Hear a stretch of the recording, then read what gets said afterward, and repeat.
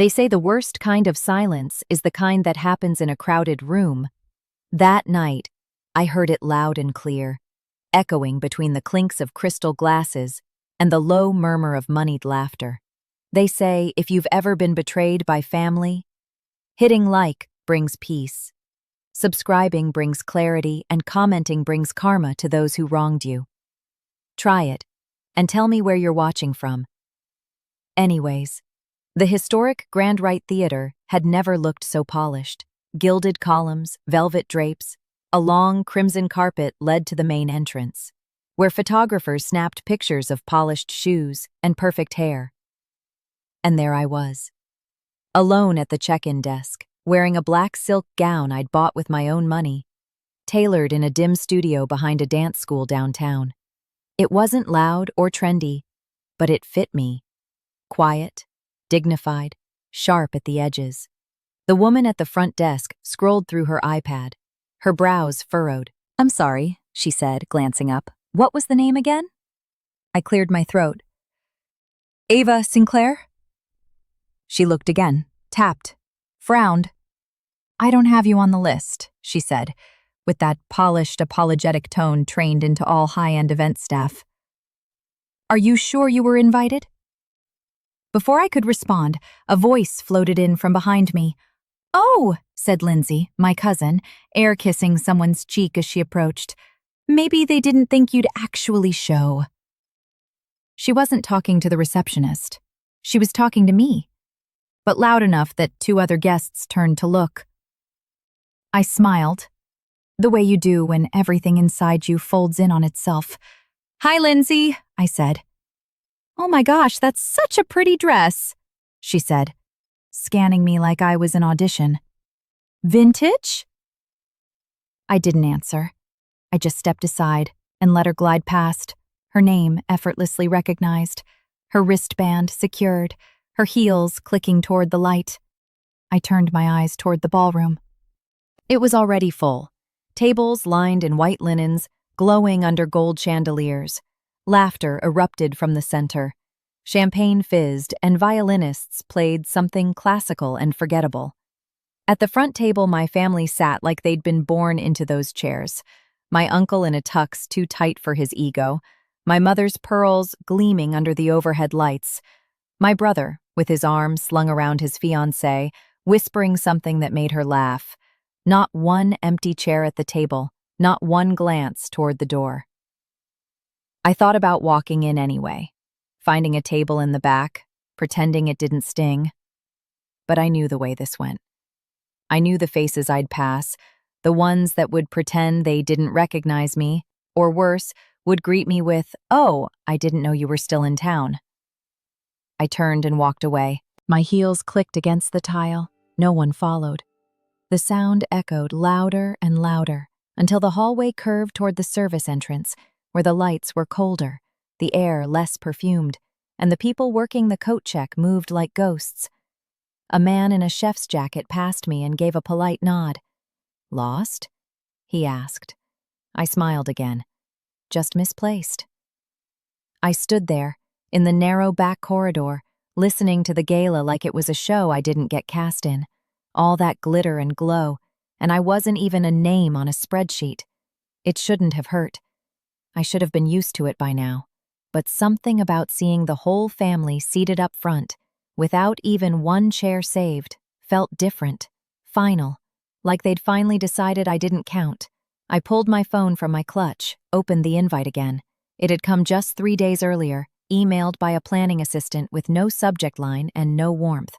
I had RSVP'd immediately, and still, somehow, I didn't exist. I leaned against the wall and stared up at the ceiling. Years of this, years of being the afterthought, the creative one, the black sheep who never quite made it, never quite arrived. It didn't matter that I'd built something of my own. Not to them. In their world, success wore a white coat, ran a company, or married a legacy. Not a screenwriter, not someone who worked behind curtains instead of on stages. I checked the time. 8:04 p.m. The main presentation wouldn't begin for another hour. I could leave, go home, order cheap noodles, pretend I never got dressed up for this. But instead, I took a deep breath and walked into the back of the ballroom. No announcement, no spotlight, just me, standing by the wall with the other extras in the scene, the donors with small checks, the waiters adjusting bow ties, the junior journalists too new to be recognized. I stayed there. I watched them clink their glasses. I watched my mother whisper something in my brother's ear and laugh. I watched Lindsay spin a story I could probably recite before she finished. I stood with the forgotten and observed the people who had always forgotten me. And deep inside, something shifted. Not rage, not even sadness, just clarity. If they were never going to make room for me, I'd make the room mine. I wasn't born to impress my family. That much became clear early on. They worshipped credentials, power, glossy bios and magazine covers. My childhood dinner table was more like a board meeting than a place to laugh. My brother, Tyler, was the crown jewel. He could recite the periodic table at 8. By 17, he'd already interned at a research hospital. When he finally became a surgeon, my mother threw a party with custom-printed napkins that said, "Our hands are in good hands." I was 13 when I told them I wanted to write plays. My father had been sipping brandy. He raised an eyebrow and said, "Plays, huh? Like Shakespeare?" My Aunt Janine let out a laugh that didn't reach her eyes. "Let her have her little dreams," she said. "It's good to have a hobby." I didn't say anything. I just stared down at my mashed potatoes and imagined the spotlight warming my skin, a monologue pouring from my mouth like fire. But dreams didn't matter much in my family unless they came with degrees, investment rounds, or press releases. My cousin Lindsay started a venture capital firm straight out of Wharton. Every family event, someone would bring it up. "She just closed a $40 million seed round," my uncle once said loud enough for the whole patio to hear. I was folding paper plates at the time. Nobody asked what I was working on. No one ever did. At reunions, I sat on the edge of conversations, watching the circle tighten whenever I leaned in. It wasn't intentional, at least not in the obvious way. But the space they left for me was always just a little too narrow. Just enough to remind me that I didn't quite fit. When I got into NYU Tisch, no one came to the showcase. My father said he had a conference. My mother sent a card that read, "Break a leg, but don't actually." Years passed. I graduated. I scraped by. I worked part-time at a wine bar and pulled all-nighters writing scripts for people who never put my name on anything. Then, miracle of miracles, I got a short film into the Hudson Light Festival. It wasn't Cannes, but it was real. A director I admired gave me a 5-minute standing ovation. I sent the news to my family group chat. For once, I thought maybe. My mother called me that evening. "I saw your message," she said. "Yeah," I replied. "Kind of a big deal. They're screening it Thursday night. If you're free, is that a real award?" she asked, "or just a participation trophy?" I didn't answer right away. "I'm serious," she continued. "There are so many of these little contests now. It's hard to know what's legitimate." "It's not a contest," I said. "It's a festival. My film's being screened in an actual theater." She sighed. "Well, that's sweet, honey. Keep doing what makes you happy." That was the thing. They always let me be happy, in the same way you let a toddler play with pots and pans while dinner's being made. Indulgent, amused, but never taking it seriously. They framed my choices as rebellion, not ambition. Even when I ghost wrote a script that became a surprise streaming hit. Of course, no one knew it was me. That was part of the contract. But inside, I burned with the knowledge that I made that moment happen. And still, I sat through dinner tables where Tyler spoke about organ transplants and Lindsay discussed mergers, and I, the odd one, just smiled politely and chewed through silence. One Christmas, my grandfather pulled me aside and whispered, "Don't worry about them. They need their walls. You build windows." I never forgot that. He died 6 months later. The rest of the family didn't mention him much after the funeral, but I kept that line with me, scribbled it in journals, whispered it on bad nights when the rejection letters outnumbered the grocery receipts. "Build windows," I'd tell myself. "Let the light in where they won't." Eventually, I stopped trying to sit at their table. I made my own. But that didn't mean the old wounds stopped aching, especially not the fresh ones. Like standing in the back of that gala, staring at the glowing faces of people who shared my blood and never once saved me a seat. That night, the memory of all their dismissals flooded in like a tide I thought I'd outgrown. I remembered every laugh, every patronizing nod, every backhanded compliment. "You've always had an artistic soul," my aunt once told me. "You're so good with feelings," my brother said. "You're like the colorful thread in the family tapestry," my mom offered. Colorful, loose, replaceable. They never knew what it took to keep going, to keep writing, creating, surviving on whispers of hope while they dined on applause. But I did, and the bitterness, while familiar, no longer tasted like failure. It tasted like fuel. They had written me off long ago. What they didn't know, what they never bothered to ask, was that I had never stopped writing myself in. They still think I'm broke, struggling, scraping by in the arts like some cliché cautionary tale. In their heads, I'm probably living in a basement apartment with peeling paint, eating canned soup, and writing indie scripts that no one will ever read. I let them think that. It's easier. Because the truth is, I never stopped creating. I never stopped building. It just didn't look like success to them, because it wasn't loud. It wasn't posted on LinkedIn or printed in glossy alumni newsletters. It was quiet, intentional, underground, like the roots of a tree before it bursts through the soil. After NYU, when the acting roles dried up and the bartending shifts stacked like bricks on my spine, I did something unexpected. I ghost wrote. At first, just tweaks to scenes for screenwriters who didn't know how women actually talked. Then entire monologues. Then whole scripts. I signed NDAs so tight I sometimes forgot which stories were mine. But they paid, and slowly the payments turned into something real. "I can't believe you fixed that third act," one producer told me. "You saved the whole thing." I didn't respond. I just smiled and forwarded the check to my savings account. At night, I still wrote under my own name, scripts that were mine, start to finish.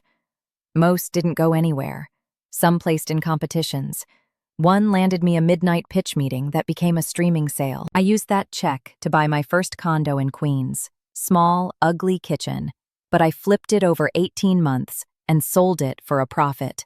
Took that profit and bought 2 more units. I studied every contract, every clause.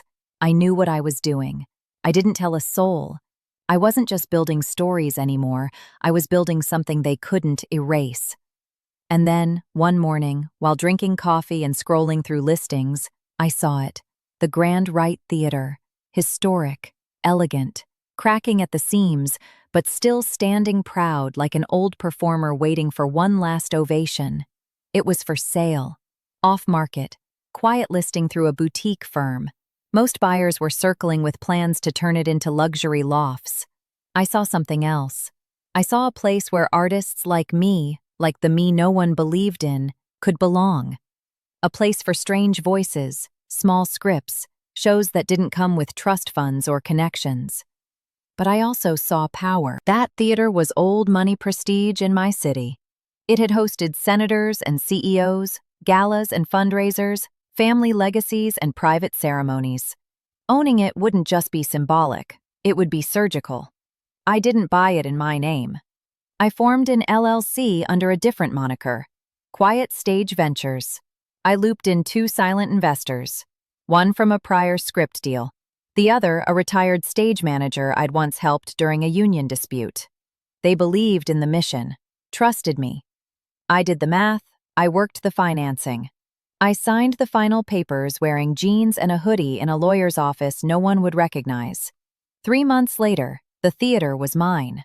And then came the email, the gala invitation, the same gala where they wouldn't save me a seat. At first, I laughed. Then I reread it. They were hosting their annual charity event, held every year at the Grand Rite Theater. My theater. I forwarded it to my assistant with a single note. RSVP. No dietary restrictions, no announcement. "Don't you want them to know?" she asked me. "Not yet," I said. I kept going about my days like nothing had shifted. Because nothing had, at least for them. They still gossiped about me in hushed tones. Is she still doing that acting thing? My Aunt Janine asked my brother once, not knowing I was behind her in line at the florist. She's probably teaching yoga now, he replied. She always liked weird hobbies. I could have corrected them, but I didn't. Because what they didn't know was that I'd bought the stage they'd be standing on. Literally. They would sit in their VIP rows, sipping champagne, passing judgment, and beneath them, beneath their expensive shoes and silk gowns, would be a deed with my name on it. They thought I was still struggling. They thought I was still chasing dreams they considered impractical, childish, delusional. What they didn't see was the blueprint I'd been following in silence. They didn't hear the dozens of late-night rewrites, the contract negotiations, the real estate courses I took on weekends, the grants I helped secure for emerging playwrights, the board meetings I chaired anonymously through Quiet Stage. All they saw was the girl who once cried after a high school talent show because her mic cut out and no one cared. But I wasn't her anymore. I was the majority owner of the Grand Rite Theater, and I was going to walk through those doors on gala night, looking like just another forgotten relative. Until they found out. Until the lights dimmed and the MC took the mic, and everything they thought they knew about me crumbled with 5 simple words. Please welcome Ava Sinclair, the owner. But that moment was still weeks away. For now, I held it close, like a secret waiting for curtain call. And as I stood on the darkened stage one night, before opening the place to the event team, I whispered into the velvet air, "They didn't know I bought the stage they're standing on," I said. "Not yet." The spotlight above me flickered once, almost like it agreed. The invitation arrived 2 weeks before the event, folded, impersonal, and postmarked from an address I hadn't used in 5 years. It came in a plain white envelope. No note, just a heavy cardstock insert with gold foil accents. The 47th Annual Selden Family Gala, benefiting Children's Cultural Access Programs. Venue, the Grand Rite Theater. My theater. A hand-me-down invitation to a hand-me-down gathering. The same annual event where I once poured drinks behind the makeshift bar. The same one where Lindsay gave a speech on women in finance, while I stacked folding chairs backstage. I didn't respond immediately. Then, a day later, I got the call. "Hey, Ava?"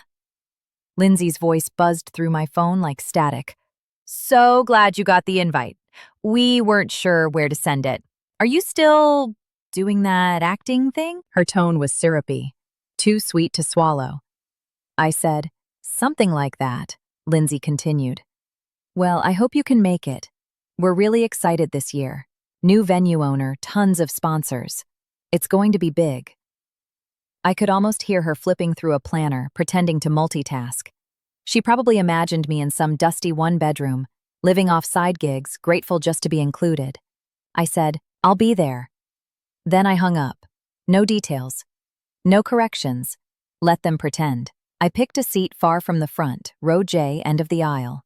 Easy to disappear if I wanted to. The night of the gala, the city shimmered in that strange way it does before something momentous. The wind was soft, the streetlights unusually warm. I arrived at the Grand Rite early, before the crowd, and slipped in through the staff entrance like I used to. The place had been polished for the occasion, chandeliers dusted, velvet curtains steamed, the wood floors freshly buffed. It gleamed with borrowed prestige, as if waiting for its real story to begin. I walked the perimeter of the ballroom slowly, quietly, and then I faded into the edge of the crowd. Champagne glasses clinked, cameras flashed, waiters in black ties weaved through clusters of silk gowns and navy suits. I saw my brother first, near the stage, talking to my Uncle Gerard about some medical conference. My father stood beside them, nodding with pride. Lindsay stood at the center of it all, laughing like she owned the air. Her dress was red, bold. Her earrings sparkled like apologies she'd never say. I hovered by a column, half-shadowed, not hiding, just waiting. They didn't see me, or maybe they didn't look. Either way, it didn't matter. I heard my Uncle Gerard say, "I heard the new owner's some tech mogul from San Francisco. Hope they're not planning to turn it into a WeWork." Lindsay replied, "God, I hope not. This place is too iconic for that." They all nodded. I smiled. Let them pretend. One of the waiters, a woman no older than 20, approached me and whispered, "Thank you for this. It means everything that you saved the space." I nodded, but didn't respond. She didn't out me. She didn't have to. She knew. Some of the staff knew, but they understood silence. Theater people always do. I stayed in my corner, letting the chatter wash over me. They gossiped about other families, hedge funds, political donors. Not once did anyone mention my name, and that was fine, because they'd remember it soon. I wasn't here to flaunt anything. I wasn't here to confront them or win them over. I was here to feel the weight of the moment. Every step that had led me here, every rejection, every quiet night of writing, every phone call I'd never returned, had brought me to this. They could pretend I was still a footnote, but I'd written the whole story. And then, the MC walked onto the stage. A hush rippled through the crowd. Laughter softened. Conversations stilled. The MC tapped the mic twice, his voice deep and warm. "Ladies and gentlemen," he said, "thank you all for coming to the 47th Annual Selden Family Gala. Tonight has been a celebration of legacy, generosity, and art. But none of it would have been possible without one very important person." The lights shifted slightly, as if the room itself was holding its breath. The MC continued. "We'd like to take a moment to acknowledge the generous new patron of the Grand Rite Theater. This historic venue might have been lost, but they saw its value, its soul, and brought it back to life." People began whispering, heads tilted, eyes scanned the crowd. "Please join me in thanking Ms. Ava Sinclair." The silence shattered like glass. My name rang through the theater like a bell. Lindsay turned, her eyes wide, her champagne glass wobbled, slipped, shattered. My brother froze mid-conversation. My uncle stared at the stage like he'd seen a ghost. I took one breath, then another. Then I walked forward. Not fast, not smug, just steady, grounded. The crowd parted. A single aisle opened between velvet chairs and stunned expressions. As I passed my family, I met each gaze, but only for a second. Lindsay's mouth opened to speak. Nothing came out. My mother muttered under her breath, "What is this?" I didn't answer. I stepped onto the stage, heels silent on the polished wood, and turned to face the audience. I didn't speak. I didn't need to. I smiled once, lifted my hand in a graceful wave, and then stepped back. The applause came slowly at first, then stronger. Polite, unsure, then genuinely enthusiastic. They didn't know what to make of me. That was the point. Let them pretend, I'd thought. But not anymore. Now, they would remember. There was a moment, just a single beat, when the MC adjusted the mic and cleared his throat, and Ava Sinclair felt the room shift. She was still at the back of the theater, standing in the shadows near the velvet curtains. The crystal chandeliers glittered above her family, still oblivious, still basking in their own reflections. Ava folded her hands, calm. She didn't need the spotlight. Not really. But it was time. The MC, a cheerful man in a navy tuxedo, beamed at the audience. "Ladies and gentlemen," he said, "before we close tonight's incredible celebration, I'd like to take a moment to express our deepest gratitude." A few scattered claps. Her Aunt Kay adjusted her pearls. Her Uncle James whispered something to a man in a tux beside him. The MC continued. "This event, this beautiful evening in this stunning historic theater would not have been possible without a generous, visionary new partner." Ava's mother stopped swirling her champagne. Her cousin Lindsay looked up from her phone. The air grew still. The MC smiled. "Please join me in thanking the new majority owner of the Grand Rite Theater." A hush fell like a velvet curtain. Miss Ava Sinclair. For a moment there was nothing, just silence. Then the murmurs started, like the first flutter of a storm. Heads twisted, necks craned, wine glasses paused mid-air. Ava stepped forward. She didn't rush, she didn't strut. She simply walked, calm, centered, heels tapping softly against the marble floor. One step at a time, down the center aisle, between rows of gold-trimmed chairs. Her cousin Lindsay was the first to react. Lindsay's mouth fell open. Then, as if her muscles had forgotten how to coordinate, her hand jerked, and her champagne flute slipped from her fingers. It shattered at her feet. But Ava didn't flinch. Her mother blinked rapidly. "What is this?" she whispered, half to herself. Her brother Drew stared at her like he'd never seen her before. Ava didn't meet their eyes just yet. She reached the edge of the stage where a slim staircase waited. One of the ushers offered her a hand, but she didn't take it. She climbed on her own. At the podium, the MC stepped aside, still grinning. "Miss Sinclair, the floor is yours." Ava nodded once, turned to the audience, and smiled. The house lights were warm against her face, but her expression didn't waver. She didn't need notes. She didn't need a speech. She simply looked out over the sea of stunned faces, some familiar, some forgettable, and said, "Thank you for being here tonight." She let the silence breathe. "For those of you who don't know me," she said, "I've always loved this theater, long before I ever dreamed of owning it." In the front row, her Uncle James leaned to his wife and whispered something that made her eyebrows rise. Ava ignored them. "I remember standing in the wings as a teenager," she continued, "watching others take the stage, hoping one day I'd be allowed to stand here too." She glanced toward the balcony, where she used to sneak up with student tickets she could barely afford. "I never imagined that when my chance finally came, it wouldn't be as an actress or a playwright, but as the woman who now protects this place, for future artists, for new stories." Another pause. "I'm proud to invest in the arts, and I'm proud to say this historic venue now belongs to those who believe in second chances and uncelebrated dreams." A few audience members clapped, then more. The applause grew. Ava nodded her thanks. She stepped away from the mic with a quiet grace, her silhouette outlined in the soft gold glow of the stage lights. She turned to descend the stairs, but not before catching the frozen expressions of her family.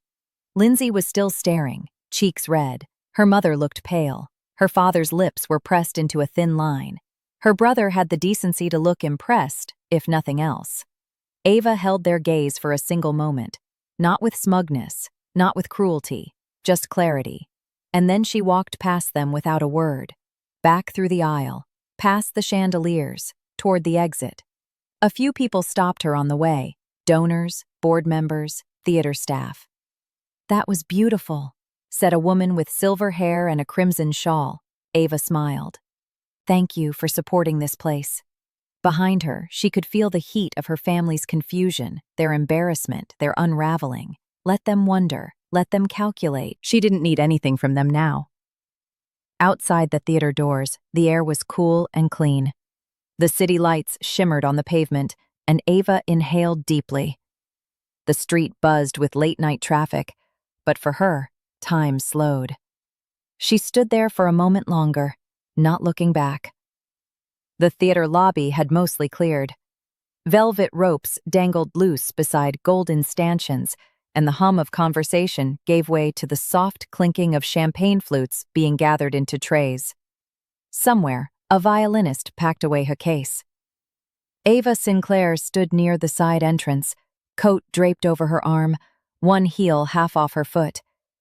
She was tired, not from the attention or the revelation, but from the weight of restraint. Then she heard them. "Ava!" her mother called out. Ava turned. Her mother approached first, cheeks flushed, eyes searching her face as if trying to reassemble a puzzle she hadn't realized was missing pieces. Her father trailed behind, silent. Her brother Drew was to the right, hands in his pockets, wearing a half-shocked, half-impressed grin.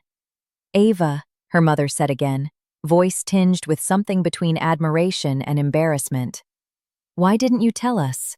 Ava raised an eyebrow. "Tell you what?" Her mother gave a breathy laugh. "That you bought the theater. That all of this tonight was because of you.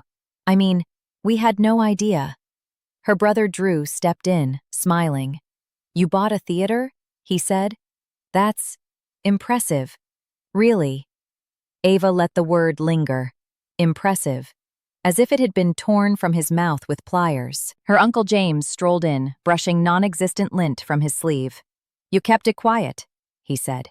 "But honestly, smart move. Very strategic. Listen, he reached into his blazer and pulled out a glossy card. We should connect about events. My company does exclusive luxury partnerships. The venue potential here. Phenomenal. Ava accepted the card without looking at it. She tucked it into her coat pocket with care, as if it were a receipt she might throw away later. They were crowding around her now. Lindsay, too, face tight with forced cheer, was a step behind, clutching a new champagne glass. You could have said something, Lindsay said. We would have, I don't know, celebrated you. You surprised us, that's all. Ava tilted her head. Surprised you? Her mother touched her shoulder. This whole night, your speech, the generosity. I'm sorry if we ever made you feel small. The apology was vague, like the kind you give when you're caught, but not sorry for the catching. Ava inhaled slowly. Then she looked at them, not with resentment, but with clarity. You didn't save me a seat, Ava said. So I bought the building. Silence. No one moved. Then awkward laughter bubbled from Lindsay. Well, she said, that's one way to handle it. Her Uncle James chuckled nervously. Ha, good one. That's classic, very poetic. But Ava didn't laugh. Her mother stepped back slightly, arms folding over her chest. You don't have to be so cold about it, her mother said. We were surprised, that's all. No need to be spiteful. I'm not being spiteful, Ava replied, just honest. Her father spoke for the first time. We didn't mean to exclude you. Things get lost in the shuffle. These events, they're chaotic. Ava's eyes held his. You didn't lose my name. You never looked for it. The weight of her words hung between them. Her brother cleared his throat. Look, Ava, what you did here tonight, it's huge. Maybe we should grab lunch sometime. Catch up. You could tell me more about how you pulled this off. You always were creative. Ava smiled faintly. You called me delusional at Christmas. Drew blinked. That was years ago. 2 years, Ava corrected. More silence. Around them, the staff moved through cleanup motions. Lights dimmed, coats retrieved. It was late, but the tension still buzzed. Her uncle tried again. There's no need for drama, Ava. We're just saying, we see you now. Ava nodded once. I know. Lindsay's expression tightened. You don't have to be condescending. I'm not, Ava said. I just finally see you too. They all stood there, unsure of what to say next. The roles had shifted, and none of them knew their lines anymore. I have another event to attend, Ava said softly. Drew gestured behind him. Oh, another gala? Ava shook her head. No, a rehearsal. There's a new playwright premiering next month. She's brilliant. I wanted her to see this space, to know it's hers too. Her mother frowned. You're turning it into a, what? A community theater? Something like that, Ava replied, but with better lighting. Lindsay scoffed. That's not sustainable. It doesn't have to impress you, Ava said. It just has to be true. Her uncle gestured vaguely. Well, if you ever want help with sponsorships, corporate outreach, let me know. Ava nodded politely. Thanks. She didn't mean it. They followed her toward the exit, voices still fumbling for connection. But Ava had already pulled on her coat. She stepped into the cool night air once again, the marble steps beneath her heels. Behind her, the theater lights dimmed to gold. She paused for just a moment at the edge of the curb, letting the evening breeze lift her hair.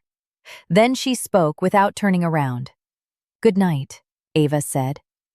They hesitated. Ava, her mother started. But Ava kept walking. Not in anger, just done. The ballroom had erupted with surprise, then admiration. But Ava didn't stay for the final toasts. She'd already said everything that needed to be said, without ever picking up a microphone. As the crowd settled into dessert and soft jazz returned to the air, she slipped away. Her heels echoed softly against the marble as she made her way through a side exit and into the backstage hallway of the Grand Rite Theater. The gala's glittering lights faded behind her, replaced by dim bulbs and quiet. This part of the theater didn't pretend. Ava walked slowly, her hand brushing the deep red velvet curtain as she passed it. Her fingers curled over the fabric's edge. It felt the same as it had when she was 17. Nervous, heart pounding. waiting to deliver her first monologue in front of an audience of 12. Back then, she had been terrified, not of the stage, but of what would happen if she failed. If they were right, if her mother was right. "You'll grow out of it," her mother had said at the time. Everyone does. But she never had. She stopped in front of the old stage-left prop closet. It still bore chipped paint and a lopsided doorknob. She smiled faintly. "This place raised me more than anyone else did," Ava whispered to herself. She leaned against the wall and let her eyes close for a moment.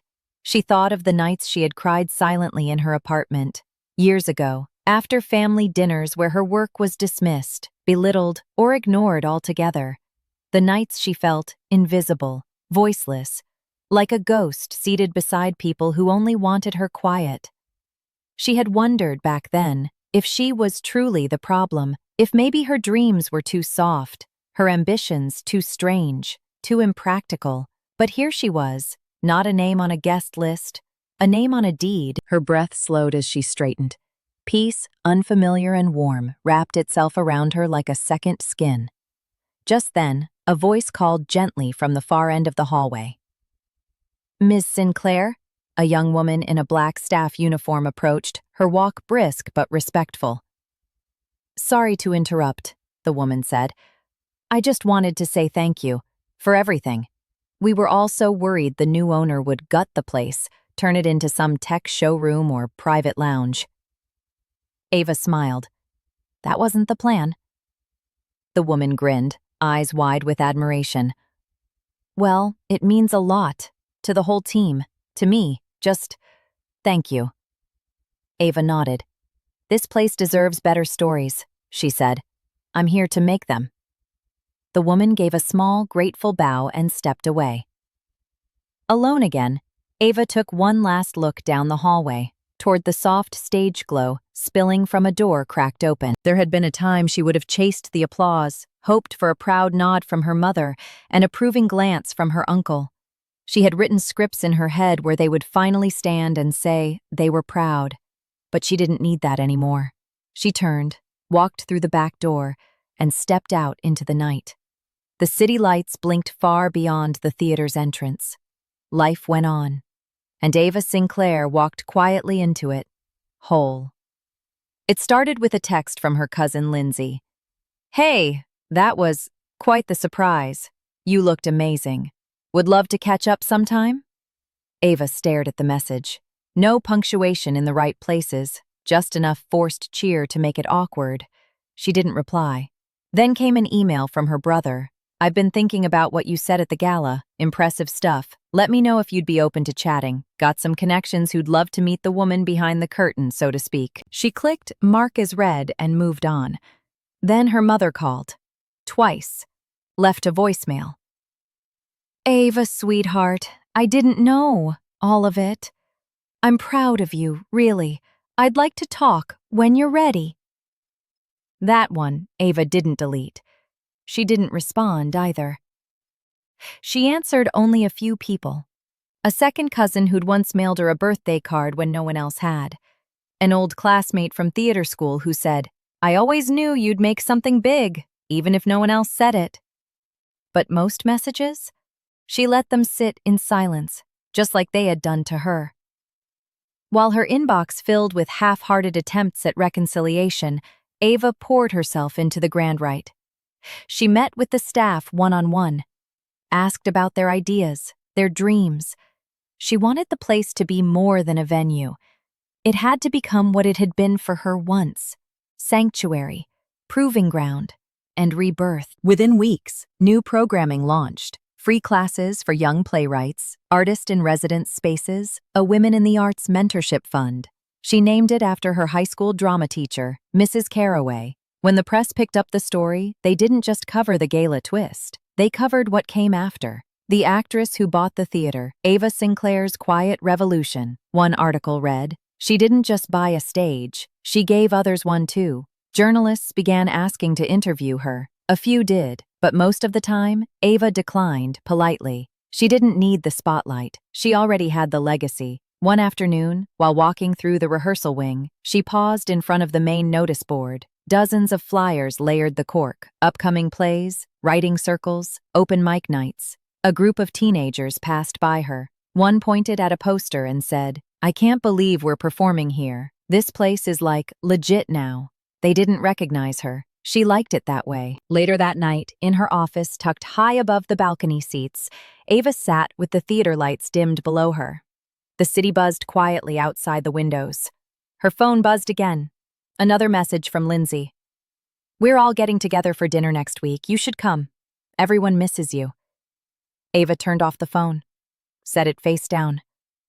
She looked out over the rows of empty seats, hundreds of them, each one waiting for the next story, the next voice, the next kid like her, unsure if they were worthy of being seen. She whispered to the dark, "You are." She no longer needed her family to see her. She had seen herself, and she had built something bigger than their table ever could have held. She thought about the irony of it all, how they hadn't thought she was worth a seat, how they'd laughed, whispered, excluded, diminished. And now they were the ones reaching out. Final line. They didn't think I was worth a seat at their table, so I built my own. And now, they're the ones asking for a place. If you enjoyed the story, make sure to subscribe for good luck.